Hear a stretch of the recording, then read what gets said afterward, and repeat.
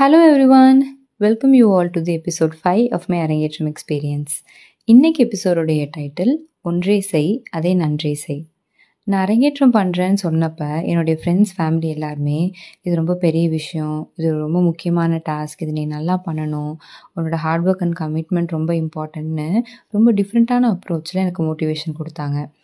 So நாளுக்கு நாள் எனக்கு அரங்கேற்றம் பற்றின சீரியஸ்னஸ் இன்க்ரீஸ் ஆகிட்டே தான் போச்சு.